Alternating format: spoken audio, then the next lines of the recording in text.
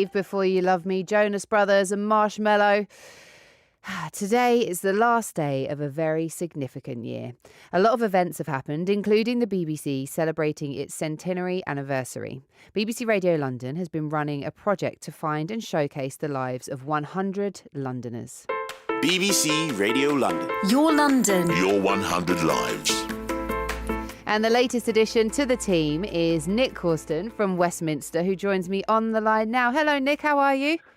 Good morning, Clara. I'm absolutely on fire. So excited, so proud, humbled even. Yeah, brilliant. Well, it's incredible to have you joining us here on the show this morning and to find out a little bit more about you. Because I know we've spoken in the past before about glitter balls and all kinds of things. We'll get to that a little bit later on. But you do incredible work now, but that's not, how your career started. So tell us a little bit about you kind of moving to London in the 80s and how your career began. People are going to work my age out, Clara, if you're not careful. I mean, I'll be honest with you, I think it all began with the BBC. It all began with Blue Peter and Vision On. The Vision On was a lovely art programme where kids used to send paintings in, Tony Hart. And Blue Peter was all about inspiration, exciting things that you could do in the world and making stuff. So, yeah, it started to be, I think, on those programmes. Yeah. But, yeah. But you've done some incredible things. I think you're quite modest. You launched two of the UK's first digital agencies, which is, before there was even the internet. I know, yeah. Well, before the internet, believe it or not, we used to get videos and all the sort of sounds off computers on CD-ROM. You're probably too young to remember that, but compact discs. Yeah, I remember those. Computers. Yeah. We used to plug them into computers, and they used to crash the computer, to be honest. But yeah, I mean, I did a Heineken beer ad years ago where you put a CD-ROM in your computer, it crashed your computer. Apparently, you start cursing and swearing, and then you hear the voice say, Heineken refreshes the parts other beers cannot reach, and up came your computer with Windows 95, and it's the first time people had ever seen Windows 95.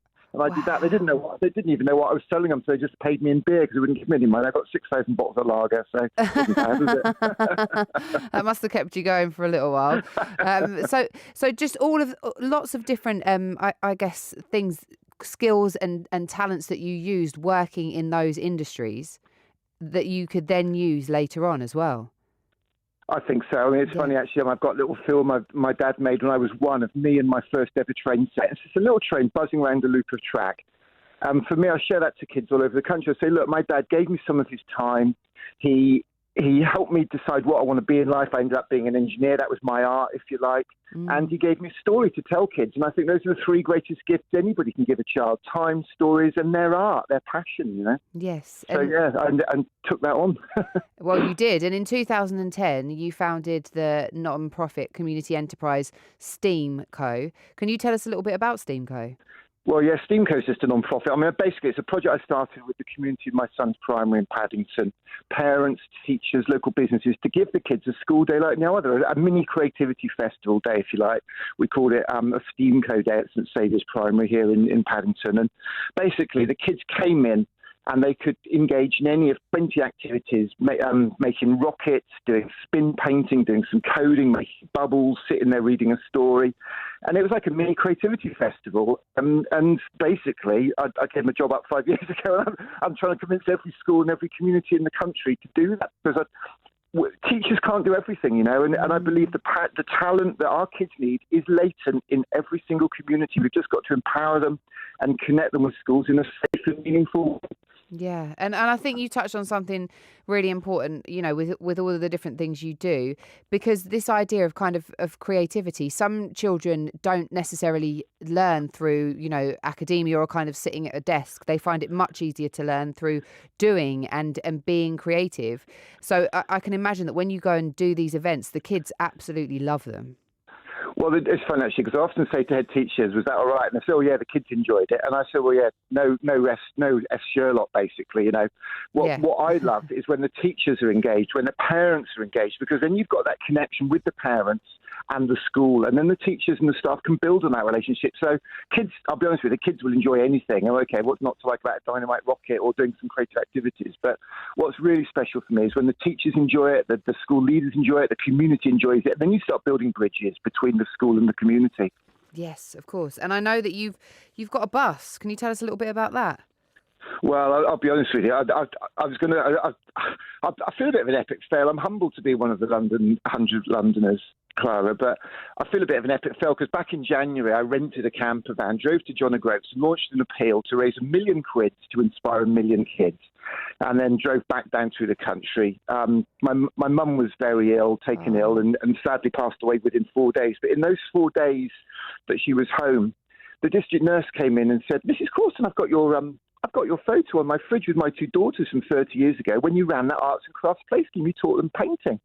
The next day, a carer came in, Siobhan, from home, and probably get a bit emotional now, but she came in and said, "Mrs. Corston, you don't remember me, but you taught me sewing on your play scheme." And I realised then, my mum's not an artist. I mean, Grayson Perry's been not honoured today for his brilliant artwork connecting communities, but my mum's not an artist. My dad's not an artist. They're ordinary people who do extraordinary things by doing something. And I realised the project was my mum and dad's legacy. And on the Monday, with the help of BBC Shropshire, actually, I launched this appeal in my hometown, Shropshire, Ludlow in Shropshire, and showed my mum the videos and said, "Look, I'm going to try and raise this £1 million. You know, she didn't know she had 3 months, and bless her, she died the next day." And basically on the back of that, somebody started trying to raise £1 million, and they said, "Look, if you can raise 50 grand, we'll give you 50 grand.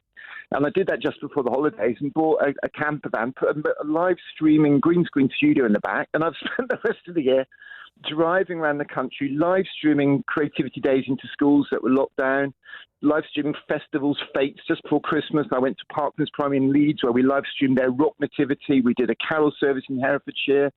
We did cardboard modelling at a fantastic school, Kelford School for Special School in Rotherham. And do you know what? I mean, that's empowered me, but I feel a bit for failure because I haven't raised £1 million, Clara. But do you know what, though? It doesn't matter. You know, sometimes it might be that it takes you longer than you thought to get to that million, or it might be that someone in next year, you know, kind of sees what you're doing and then says, "Here's the money." You just don't know. You don't know who's listening, at what point, or when the money will come. Well, I just say, just don't give up. Well, do you know what? I mean, BBC local radio has empowered me this year, whether it's up in Sheffield, in Leeds, Suffolk, Wales, Wyn Evans down there in Wales. We've had the most fantastic year. And BBC radio, local radio, has been there all the way and given us a soundtrack for what we're doing. And do you know what? I say I'm a hashtag epic fail 22, but at the end of the day, it really doesn't matter because I know that this is going to happen. We have got the momentum, and you give people like me agency. Billy Bragg has got a lovely song called "I Keep Faith," which is all about. It's not the artist having agency. It's not the broadcasters. It's them giving agency to people like me. And every time somebody clicks a like or shares a tweet or an Instagram post, that gives me oxygen. People like me oxygen to know that people are busy. They can't help you every day. They can't give you the money, but they care enough to click something, you know, and it will happen. It will happen. I was down in Tilbury, a school in Tilbury just before Christmas with the Royal Opera House Trailblazers project there. And a little lad came up to me at the end of the day. We launched this rocket. And he said, "Do you know what I want to be when I grow up?" I said, "No." He said, "I want to be a dancer."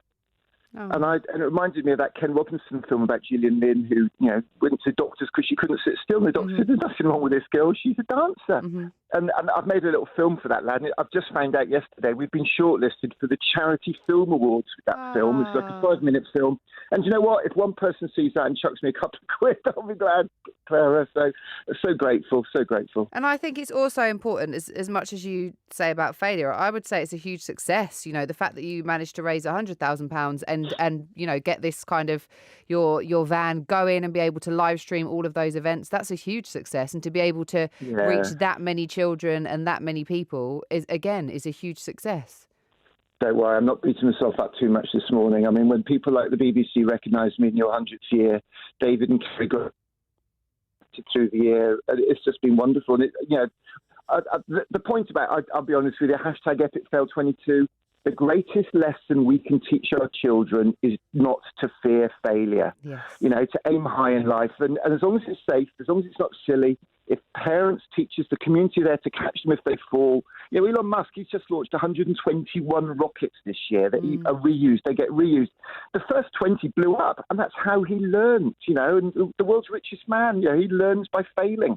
He's not perfect. None of us are perfect. I get a lot of stick for my big mouth. I'm sure you do as well. But, we crack it, we keep on.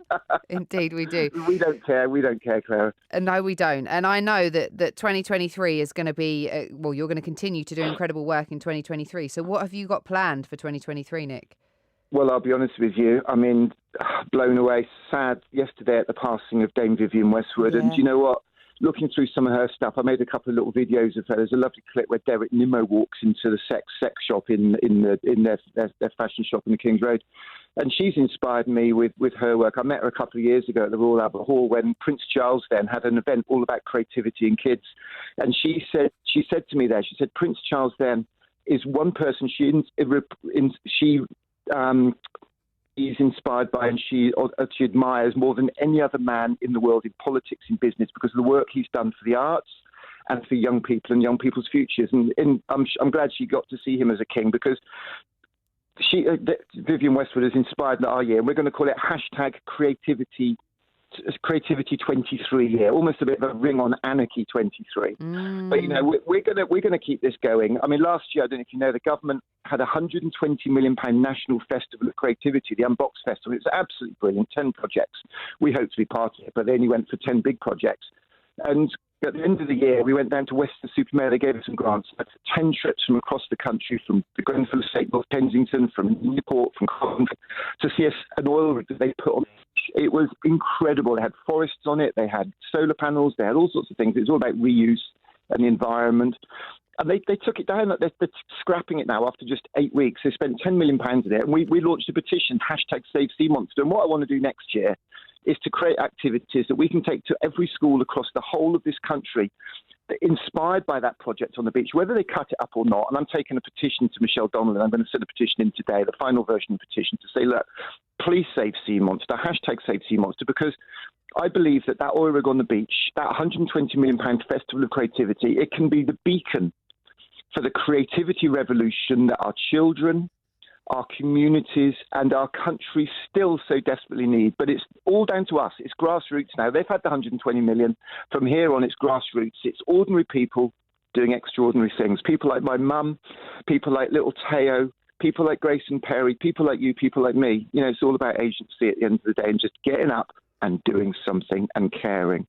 Nick, look, it's been so lovely to talk to you, and I wish you all the very best for 2023. Something tells me this won't be the last time that we speak to you on BBC Radio London. I'm sure I'll speak to you in the near future. But congratulations for all you've done and for all you've achieved. And I know that there's still lots more to come. So best of luck for everything that you do in 2023.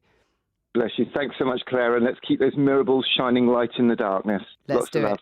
Thank you, Nick. The wonderful Nick Corston there, our 99th of our 100 Londoners, joining us on the show to talk all about his organisation. It's called Steam Co. You can go and check it out and find out more about what they do. Incredible work, and huge thanks to Nick for being one of our 100.